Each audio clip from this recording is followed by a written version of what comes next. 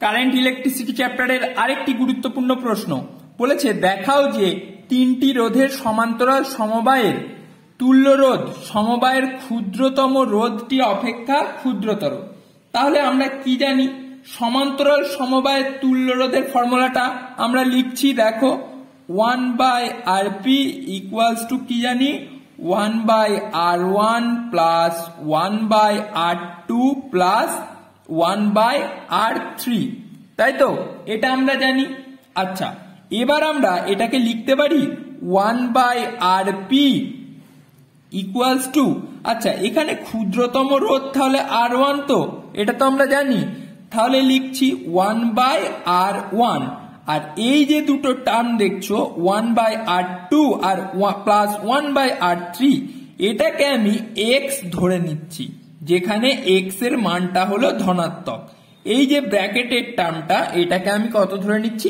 x লিখে দেবে, যেখানে x একটি ধনাত্মক রাশি। এবার দেখো, এই যে সমান্তরাল সমবায়ের তুল্য রোধটা আছে, এটা সমান আমি কি লিখেছি, যে ক্ষুদ্রতম রোধের অনন্যকের যোগফল প্লাস বাকি যে দুটো রোধ আছে সেই দুটো যোগফল, যেটাকে আমি x দ্বারা ডিনোট করেছি। তার মানে এটা থেকে আমরা বলতে পারি যে এই যে সমান্তরাল সমবায়ের তুল্য রোধের যে অনন্যকটা 1/Rp, এটা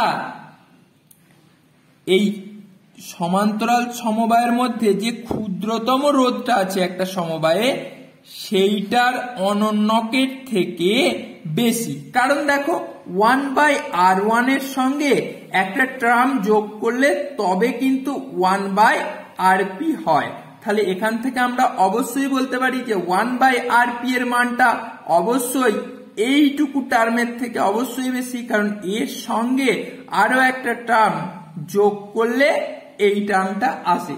তাহলে এখান থেকে আমরা এটা লিখতে পারি, তাই তো? এখান থেকে আমরা এটা লিখতে পারি। এবার দেখো, তাহলে সেম ভাবে এটাকে যদি আমরা উল্টে দিই, তাহলে কি হয়ে যাবে? Rp তখন লেস দেন কি হয়ে যাবে? R1। তাহলে এটাকে যদি আমরা উল্টে দিই, তাহলে এই সমান্তরাল সমবায়ের যে তুল্য রোধটা, সেটা কি হবে? এই সমবায়ের ক্ষুদ্রতম যে রোধটা তার থেকে ক্ষুদ্রতর হবে। আশা করি বুঝতে পেরেছো।